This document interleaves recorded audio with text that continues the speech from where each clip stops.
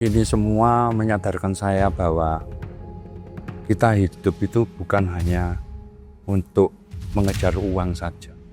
Ada satu kata-kata yang saya dapat waktu itu yang membuat saya sadar, bangkit bahwa bersyukur. Kata-kata bersyukur. Apa yang kamu miliki saat ini itu sudah harus kamu syukuri. Karena banyak orang yang tidak bisa memiliki apa yang kamu miliki saat ini. Selamat datang di Kalvari Podcast. Nah, kita mungkin boleh lanjut ya. Tadi sepertinya yang pertanyaan yang ketiga ini sudah dijawab oleh Pak Sam sebenarnya. Tadi lanjut, boleh langsung kita nanti ke pertanyaan selanjutnya ya. Kalau dalam pengalaman pribadi, pernahkah mungkin dari kedua bapak-bapak ini mengalami tekanan finansial yang membuat Pak Kakak, Pak Sampurno ini kehilangan arah atau semangat? Dan apa yang menolong Pak Kakak, Pak Sampurno ini untuk kembali memandang segala sesuatu itu dalam terang Injil?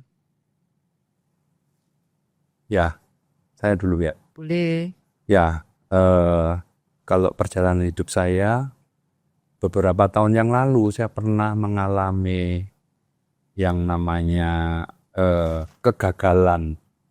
Kegagalan dalam finansial itu artinya saya beberapa tahun yang lalu saya mengalami gagal bayar dari beberapa institusi keuangan.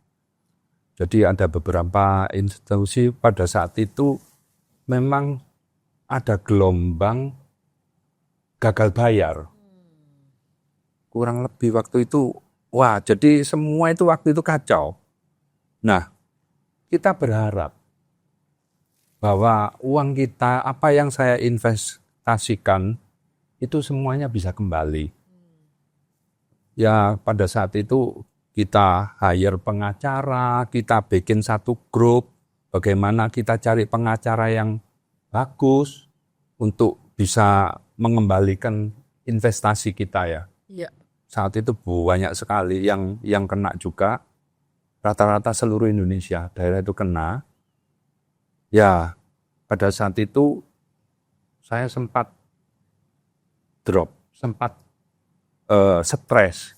Karena ya bagi saya nilai yang saya investasikan cukup besar. Bagi saya ya. Tapi saya sempat tak bisa tidur waktu itu. Sempat makan juga. Makan makanan yang biasanya saya sukai menjadi hambar di mulut saya. Jadi tidak enak ya Pak ya makanya. Nggak ada selera. Nggak ada selera. Nggak ada selera.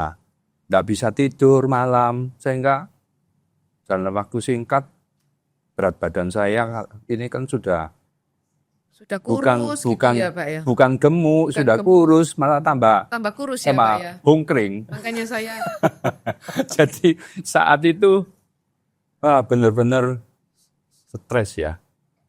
Tapi di saat itu saya beruntung punya keluarga, punya istri, punya anak-anak yang menguatkan, mendorong saya untuk lebih semangat lagi. Pada saat itu saya bekerja juga tidak punya semangat. Saya pikir saya ini harus bekerja berapa tahun, kerja sia-sia. mengembalikan itu ya. Mengembalikan itu. Nah, itu membuat saya tidak semangat dalam bekerja. Dan akhirnya karena keluarga ini sangat mendukung dalam doa, dalam spirit, dan juga ada teman komunitas saat itu yang memberikan semangat terus. Ayo, jangan patah semangat, jangan menyerah. Kamu harus hidup tetap jalan. Dan yang ada satu kata-kata yang saya dapat waktu itu yang membuat saya sadar, bangkit bahwa bersyukur. Kata-kata bersyukur. Amen. Karena apa yang kamu miliki saat ini itu sudah harus kamu syukuri. Karena banyak orang yang tidak bisa memiliki apa yang kamu miliki saat ini. Jadi saya dari teman-teman komunitas itu menyadarkan saya iya, kenapa kok saya selalu menyesal, selalu merasa stres. Uang Merasa saya hilang. bersalah gitu ya Pak ya, merasa bersalah. Menyesal, iya. Kenapa saya begitu serakah? Waktu itu kan saya menaruh investasi pada intuisi yang memberikan bunga tinggi. Iya, iya. Oh, saya kira, tiap bulan saya mendapatkan bunga yang tinggi, saya merasa nyaman. Kita pikir nanti udah kalau hasilnya besar itu Iya, Pak Kakak lumayan tinggal keuntungannya santai-santai begitu Pak ya. Tapi ternyata semuanya adalah nol akhirnya. Apa yang saya usahakan untuk menyayai pengacara, tidak ada yang kembali. Akhirnya semua karena mereka semua itu disita oleh Kejaksaan Agung. Dan dari situ di pengadilan pun akhirnya tidak ada uang yang bisa dikembalikan ke para nasabah. Jadi ini semua menyadarkan saya bahwa kita hidup itu bukan hanya untuk mengejar uang saja.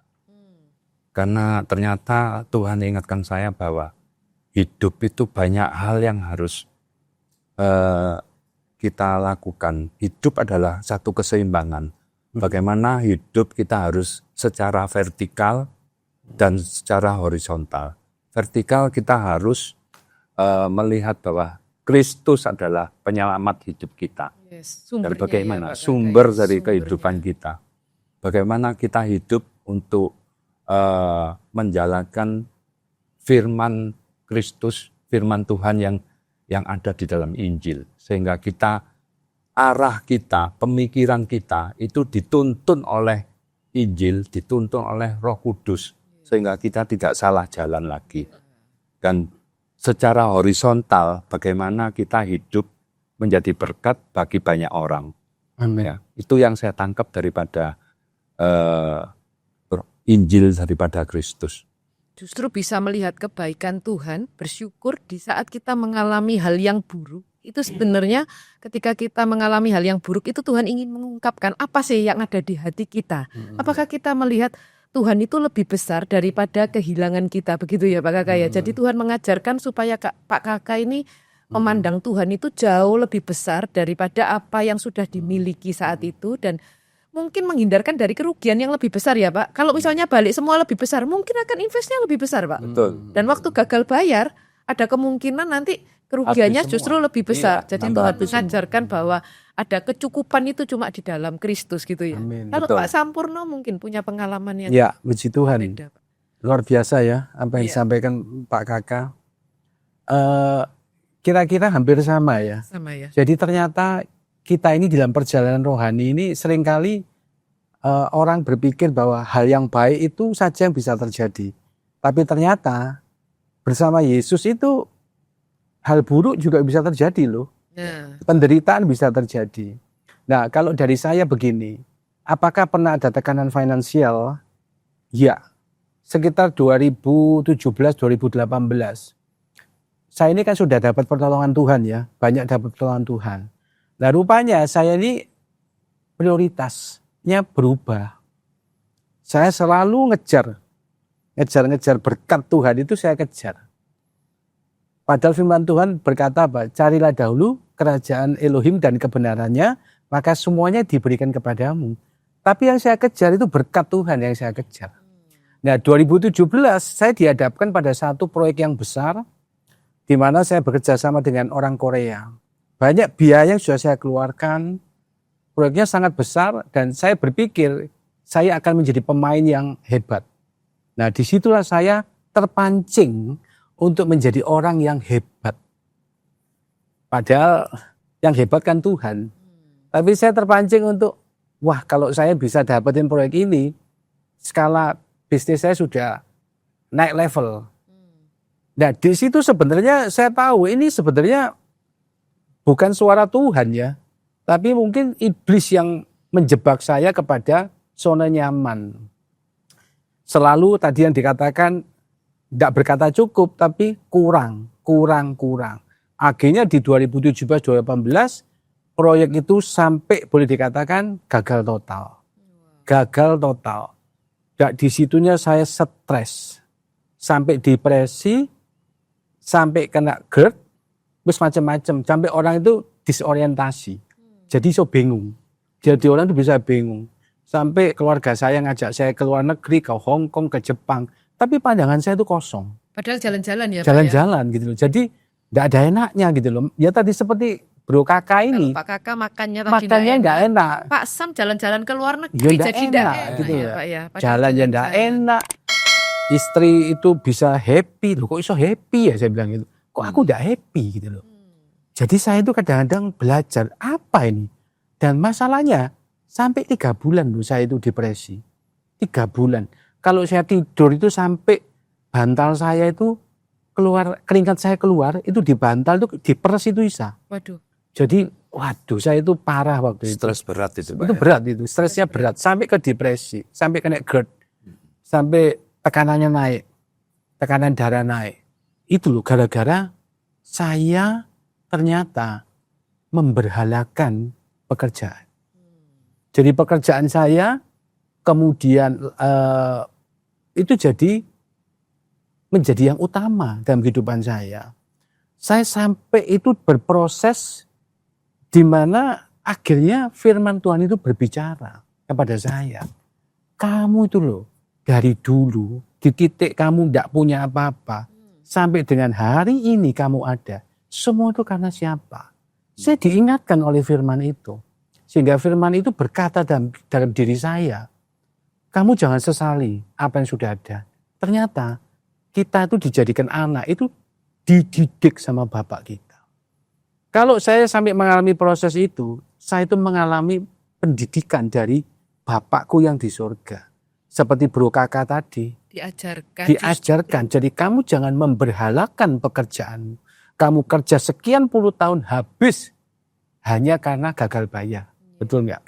Tapi kalau saya berbeda, saya ya juga secara kerugian ada. Tetapi banyak dengan kegagalan itu, referensi saya dan lain sebagainya, semuanya menjadi tidak baik. Ya toh. Nah akhirnya saya disadarkan, 3 bulan saya sadar. Begitu firman itu berbicara pada diri saya langsung blek damai sejahtera itu turun. Nah itulah luar biasanya. Ketika hidup kita ini berharap kepada Tuhan, itu damai sejahtera turun. Nah ternyata saya baru menyadari bahwa sebenarnya berkat yang terbesar itu apa? Bukan harta, tetapi damai sejahtera. Kalau mungkin selama ini damai sejahteranya itu ada, cuma kita ini yang fokusnya jadi lain. Betul. Sebab ya itu tadi, prioritas kita itu salah. Ya tadinya kan sudah benar ya, tapi justru inilah dunia ini bahaya. Seharusnya pekerjaan itu menjadi berkat yang Tuhan percayakan kepada kita jadikan utama, Tuhannya iya. kayak di samping gitu. Betul. Ya Pak ya. Sehingga kan apa yang disampaikan di Matius 6:33 itu harusnya carilah kerajaannya, bukan carilah berkatnya. Nah, Kerajaannya. Jadi yang berkat itu sebenarnya apa? Bonus kan. Kalau kamu cari berkat otomatis kamu dikejar. Kalau kamu cari Tuhan kamu dikejar berkat kan. Ya. Tapi kalau kamu cari berkat itu lari. Amsal berkata, kalau engkau cari berkat itu terbang seperti bersayap. Ada ayat itu kan. Jadi disitulah saya belajar. Akhirnya saya jadi damai sejahtera. Disitulah saya belajar bahwa ternyata apapun yang kita kerjakan itu sia-sia tanpa Tuhan. Sia-sia semua tanpa makanya Tuhan. Paulus ngomong, kalau bermegahlah di dalam Tuhan, Iya. bukan di dalam kekuatan Betul. kita. Sehingga dengan belajar dari situ akhirnya cara berpikir saya berbeda. Ya, saya mengutamakan Tuhan, saya berjalan berdampingan, spiritual berjalan, secara jasmani pekerjaan saya berjalan. Saya melayani Tuhan, saya juga bekerja. Tapi saya tetap percaya bahwa semuanya itu berkat dari Tuhan. Dan hari-hari ini saya bersyukur, saya tidak terlalu ngoyo. Mungkin teman-teman saya juga, kalau yang dekat dengan saya tahu, Pak Sampurno ini kok enak kerjanya. Tidak tahu kerja, tapi kok senang-senang terus. Kalau pergi bulanan gitu Nah, ya Pak ya. saya bilang, lah kalau saya kerja, mau saya lapor kamu, saya bilang gitu. Artinya ya Kayak saya tadi tetap. kalau berkatnya banyak, cuannya banyak itu loh kan tidak laporan ya Pak ya. Iya, betul. Jadi maksudnya gini, kita jangan memprioritaskan kita kepada hal-hal duniawi. Bukan berarti nggak boleh bekerja. tetap kita bekerja, tapi saya jujur aja, santai, lebih santai bekerja, saya bisa menikmati, saya bisa melayani Tuhan anytime. Jadi ya saya enjoy life. Karena saya percaya bahwa kerajaan Tuhan itu bukan nanti. Tetapi kita selalu berdoa, datanglah kerajaan. Artinya apa? Anugerah Tuhan itu diberikan pada waktu kita hidup. Bukan nanti kalau sudah mati. Berkat Tuhan itu diberikan pada kita. Kalau kita bisa menikmati berkat kerajaan itu, kita tuh tidak perlu ngoyo sebenarnya. Kalau kita tuh kerjanya ngoyo, itu berarti kita di bawah kutuk. 1 ditambah 1, 2. Tetapi kita harus percaya bahwa anugerah itu membawa kita kepada multiplikasi. Ya seperti kita mengenal 5 ketur roti tambah 2 ekor ikan bisa memberi makan 5.000 orang sampai kenyang. Nah itulah sebenarnya berkat secara kerajaannya. Heavenly blessing itu seperti itu. Jadi kerja dikit dapatnya banyak. Kerja dikit dapatnya banyak. Kalau orang dunia katakan orang ini hoki. Tapi kalau orang Kristen berkata mempunyai favor. God's favor. Jadi kalau bahasa Ibraninya karah. At the right time, at the right place, in the right way, with the right person. Jadi kita itu seakan-akan gini, loh kok tiba-tiba ketemu ini, loh tiba-tiba bisa begini, tiba-tiba tahu ada project ini. Itu karena favor of God. Karena kita tuh jadi biji matanya Tuhan. Jadi selalu kita mendapatkan satu keberuntungan, bukan karena kehebatan kita, tapi anugerah Tuhan. Oke. Karena berkatnya ya Pak ya. Amin. Dan kalau saya melihat sebenarnya kalau dari ceritanya Pak Sam, saya yang tadi terkesan itu sebenarnya justru di saat kita titik terendah hidup kita, justru kita itu bisa memandang sebenarnya Kristus itu cukup bagi kita. Iya. Jadi saya teringat apa yang Paulus katakan, justru di dalam kelemahan sebenarnya itu kuasa Tuhan itu jadi sempurna. Gitu ya, bukan karena kekuatan kita, bukan oleh karena apa yang kita upayakan gitu. Betul. Karena apa yang kita upayakan ternyata kadang bisa salah. Kadang bisa meleset gitu. Apa yang kita kejar itu kalau misalnya kita nggak lagi bergantung sama Tuhan, itu akhirnya keinginan dan apa yang kita inginkan itu jauh lebih besar daripada Tuhan itu sendiri kan Pak ya. Boleh melihat begitu ya. Nah terus dalam mengelola keuangan keluarga, prinsip atau nilai apa dari firman Tuhan yang menjadi pegangan sejauh ini? Pak Sam dulu mungkin. Saya ya. Iya. Dalam mengelola keuangan keluarga. Prinsip atau nilai apa dari firman Tuhan, dari Injil yang sudah kita pelajari selama ini itu yang menjadi pegangan? Yaitu, menurut saya yang paling penting itu adalah rasa cukup. Rasa cukup. Ya, jadi rasa cukup itu penting. Jadi seringkali kita itu kalau di dalam keluarga, berarti kalau keluarga ini bicara ada istri, ada anak-anak ya. Saya punya pengalaman begini ya. Dulu saya ini kan punya anak yang pertama itu kepingin ke luar negeri. Saya bilang, ngapain sih sekolah ke luar negeri? Ya tuh. Di sini saja cukup. Nah, kemudian dia tetap ngotot ke luar negeri. Nah, disitulah hati saya mulai bergumul. Tuhan, kembali lagi kepada orang selalu hitung-hitungan kan, hitung-hitungan berapa biayanya, kemudian nanti di sana di mana dan lain sebagainya. Tapi kemudian disitulah Tuhan berkata bahwa kamu tidak usah khawatir. Kalau sekolah itu adalah sesuatu yang merupakan sesuatu investasi. Jadi biarkan anakmu itu sekolah yang terbaik. Kalau biaya, percaya sama aku. Aku Tuhan yang sanggup mencukupkan. Nah ketika saya mendapatkan itu, saya langsung let it go. Silakan kamu pergi, kamu investasi. Ya puji Tuhan anak saya ini pinter ya. Jadi dia bisa mendapatkan ilmu yang baik. Bahkan ketika dia sekolah, dia selalu mendapatkan ranking yang tertinggi. Dan pada waktu dia di Korea juga, puji Tuhan ya, dia orang Indonesia yang masuk di IBM, Bisnis Internasional, di MBA, S2 itu di Korea, di Sungkuk Kwan itu dia menjadi ranking nomor 1.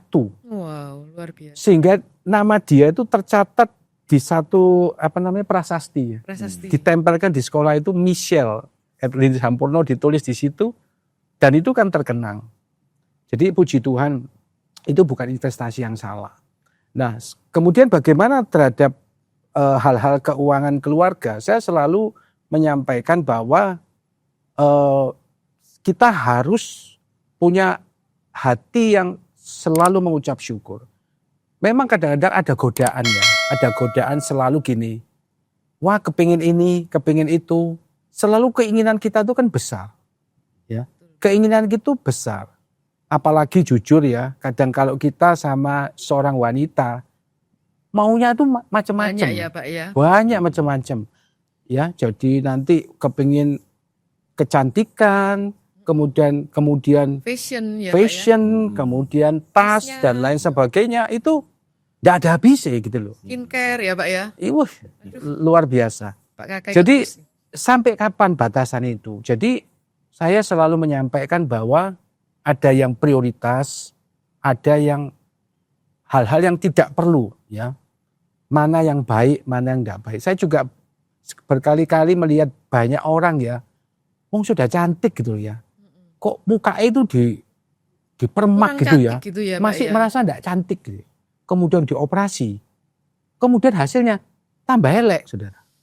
Nah, ini mungkin bagi yang menyaksikan acara ini, yang terbaik itu ciptaan Tuhan yang original, ya. Kalau skincare enggak apa-apa, tapi enggak usah dirombak. Balik kepada kecukupan tadi Betul, ya Pak cukup. ya. Jadi Kalau nilai diri. hidungnya itu sudah bundar, ya enggak apa-apa. Syukuri, itu hoki gitu ya. Ya. Jadi enggak usah sampai dipermak, mau dimancungkan gitu dan lain sebagainya. Jadi ya itu kan membuat pengeluaran lebih besar yang enggak perlu.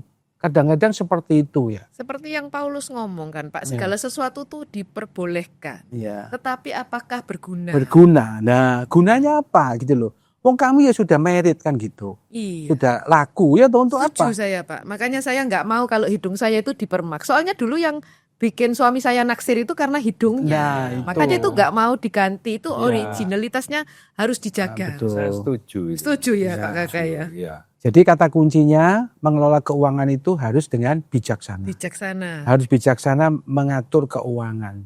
Tidak terlalu pelit tapi juga tidak terlalu royal. Sesuai prinsip firman Tuhan Sesuai ya, Pak, dengan ya. prinsip ya mana yang diprioritaskan. Dan selalu kita harus bisa punya anggaran. Nah, ini yang penting. Antara keinginan dan kebutuhan biasanya itu Pak Iya, ya. betul. Keinginan lebih besar daripada kebutuhan. Iya, jadi saya selalu mengatakan kalau kamu punya uang misalkan sekian puluh juta, kamu harus menghabiskan sekian dan sekian bisa di save. Iya. Betul nggak? Kalau kita mengikuti keinginan dunia ini nggak ada habisnya, gitu loh. Semua itu handphone bisa tiap tahun itu ganti model, betul nggak? Handphone saya aja tahun 2021, sekarang 2025, sampai hari ini ya masih berfungsi dengan baik. Nggak ada Meskipun masalah ya. teman-teman ada yang mengatakan jadul. Nah, Jadul. tapi tidak apa-apa lah. Yang penting kan masih berfungsi, bisa Iya. dibuat foto dan lain Betul. sebagainya baik. Yang penting tidak lemot ya, Iya. semuanya baik. Jadi prinsipnya itu aja. Jadi juga terhadap anak-anak. Juga sama. Artinya anak-anak saya tiap bulan itu ada anggaran. Kalau kamu dapat uang 1 bulan sekian, ya itulah jatahmu. Iya. Kalau kamu sudah habis ya jangan tidak beli apa-apa. Iya. Jadi artinya harus tertib di anggaran. Oke. Iya, iya. Kalau Pak Kakak mungkin Pak. Ya, saya setuju dengan Pak Sam ya tentang bagaimana dengan bijak mengelola keuangan. Mungkin gini, Pak Sam, para kaum wanita ini ingin tampil cantik, tapi dalam tanda petik tampil cantik di hadapan suami, Pak, bukan di hadapan orang lain. Iya. Nah, jadi ada yang matanya kecil digedeno, ada yang wajahnya bundar ditirusno. Nah, hal-hal itu yang menjadi keinginan para kaum wanita. Jadi, tapi benar, kalau tampil cantik dengan di hadapan suami, membuat suami tidak menjadi bosan. Itu salah satu hal yang positif, Pak. Positif. Saya setuju. Iya, betul, Ya. betul. Pak Kakak. Tapi itu juga harus dengan bijak. Kalau saya saya lebih suka wajah yang bundar, hidung yang bundar. Oh gitu. Iya, itu rasanya lucu sekali kalau dilihat, nggak ada bosannya. Tapi kalau yang tirus gini nih, kelihatannya bagus, cantik sebentar, tapi setelah itu besok bosan. Iya. Jadi itu yang Kurang menggemaskan gitu ya. Iya betul kalau betul. baca bundar gemes rasanya. Ya. Ini Saya mungkin bosen. bagian dari curhatnya para suami ya. Aduh. Jadi itulah pandangan hidup saya Ya. dan mengenai mengelola keuangan keluarga, ya saya merasa bahwa ada satu keinginan, ada satu kebutuhan. Ya. Nah, mana yang harus kita prioritaskan dan juga bagaimana pada saat kita mengelola keuangan itu ada satu penguasaan diri. Iya. Jadi banyak sekali memang dari kedagingan kita. Saya melihat mobilnya Pak Sam, bagus. Aku pingin deh tuku mobil ini, tapi harganya selangit. Saya pikir apa itu kebutuhan saya yang Oke. saya perlukan untuk. Jadi balik sama prinsip tadi ya. Jadi Iya, jadi keinginan dating itu. segala Nah, kembali lagi, apa saya bisa menguasai diri? ya. Kalau saya nggak bisa menguasai diri, saya akan beli mobil itu dan itu tidak bijak dalam keuangan saya, sehingga saya nggak bisa saving. Ya, saya nggak bisa saving dengan baik. Nah, ini jadi satu, kalau kita saat ini kan masih, kelihatannya oke-oke aja, masih cukup. Tapi kita nggak tahu 10 tahun ke depan kondisinya seperti apa. Ada guncangan ekonomi atau apa. Tapi kalau pada saat itu ada krisis, kita ada saving di sini. Iya. Itu Ada secara cadangan, ya. bijaksana gitu ya. Pak Iya, Kakak ya. jadi ada cadangan yang bisa kita pakai. Nah, itu prinsip hidup saya, sehingga harus bijaksana untuk Oke. mengelola keuangan keluarga. Ya, jadi kalau saya garis bawahi dari kedua bapak ini adalah balik tadi ke prinsip firman Tuhan. Segala sesuatu itu memang diperbolehkan, tetapi apakah berguna? Terus kemudian kita batasin antara keinginan dan kebutuhan ya. Dan yang terakhir mungkin, nah ini bisa dijelaskan secara singkat, padat dan jelas untuk siapapun yang sedang menghadapi tantangan terkait dengan keuangan, pekerjaan atau masa depan. Apa satu pesan iman yang ingin Pak Sam, Pak Kakak sampaikan agar mereka tidak kehilangan pengharapan? Satu pesan yang luar biasa buat para pendengar. Saya dulu. Ya, boleh? Ya, boleh. Ya, kalau yang mau saya sampaikan begini ya. Sebagai orang percaya, itu kan kita percaya kepada Tuhan kita Yesus Kristus yang sudah menang di atas kayu salib. Yesus itu adalah firman Tuhan. Nah, yang menjadi masalah, banyak orang percaya itu mengerti firman. Mendengar firman, mengerti firman. Tetapi mereka tidak menghidupi firman. Artinya apa? Ketika dia ada di dalam marketplace, ketika ada di dunia ini, ketika dia berhadapan dengan masalah, dia mulai menggunakan kekuatannya sendiri. Padahal Tuhan itu sudah memberikan firman-Nya. Firman itu diberikan, ketika firman dihidupi, firman itu jadi rema. Hidup dan punya kuasa. Tapi seringkali orang percaya itu tidak menggunakan fasilitas yang diberikan oleh Tuhan. Jadi garis besarnya itu adalah menghidupi iman ya Pak Sam, Menghidupi firman yang dihidupi itu di dalam kehidupan kita sehari-hari. Oke. Ya, sehingga seringkali ada pemisahan antara sekuler dan spiritual. Harusnya jadi satu ya Pak ya. Harusnya tidak ada. Iya. Kan banyak orang berkata begini, kalau bisnis jangan Tuhan-Tuhanan. Jadi kalau bisnis ya bisnis, kalau Tuhan ya Tuhan. Kalau gereja ya gereja, tidak perlu dipersatukan.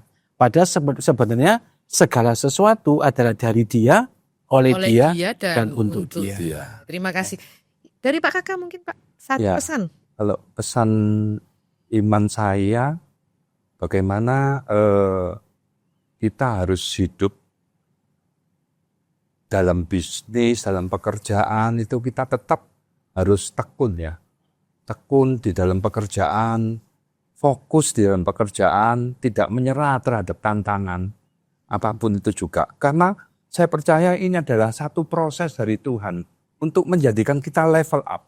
Ya. Menjadi kita lebih naik lagi di dalam kehidupan kita, di dalam pekerjaan kita, sehingga kita nggak boleh menyerah apapun juga pada proses kehidupan kita, terutama di dalam pekerjaan kita. Mungkin di dalam pelayanan juga kita pernah mengalami tantangan. Jadi mungkin Pak Sam bisa satu saat atau saya suatu saat bisa ketemu orang-orang pelayanan kita yang menjadi satu gesekan yang membuat kita itu merasa gemes, merasa nggak suka gitu. Tapi itu adalah satu proses membuat kita menjadi lebih dewasa, Amin. membuat kita menjadi lebih naik lagi levelnya, level up, sehingga baik di dalam pelayanan, di dalam pekerjaan, itu adalah satu proses yang membuat akhirnya kita menjadi satu pribadi yang berkarakter sesuai dengan kehendak. Proses serupa dengan Kristus Kristus, ya. Jadi ya. kita setiap kita diproses untuk menjadi serupa dengan Kristus. Karena saya percaya bahwa rancangan Tuhan atas anak-anaknya yang dikasihinya adalah rancangan damai sejahtera, rancangan yang masa depan yang penuh pengharapan. Amin. Ya, Amin. seperti yang dikatakan di Yeremia 29 ayat 11. Ya. Itu bahwa Tuhan sudah berjanji tentang anak-anaknya pasti memperoleh satu pengharapan yang tidak sia-sia dan masa depan yang penuh dengan pengharapan. Amin. Oke. Ya, saya berterima kasih buat narasumber kita pada siang hari ini. Saya percaya apapun yang disampaikan itu kita pakai untuk kemuliaan Tuhan supaya mereka mengerti bahwa hidup kita tidak lagi berdasarkan tergantung dari apa yang kita miliki, tetapi siapa yang memiliki hidup kita. Amin. Karena kita tahu melalui kematian dan kebangkitan Yesus Kristus sudah seharusnya kita ini menjadi kepanjangan tangan Tuhan, rekan sekerja Tuhan itu untuk mewartakan yang pertama itu adalah keselamatan yang daripada Tuhan. Dan biarlah kecukupan kita bukan pada apa yang kita miliki, tetapi seharusnya rasa cukup kita, rasa puas kita itu ada di dalam Kristus saja. Amin. Amin. Selamat siang dan terima kasih. Sampai bertemu di podcast yang selanjutnya. Amin. Amin. Tuhan Yesus berkati. Tuhan berkati.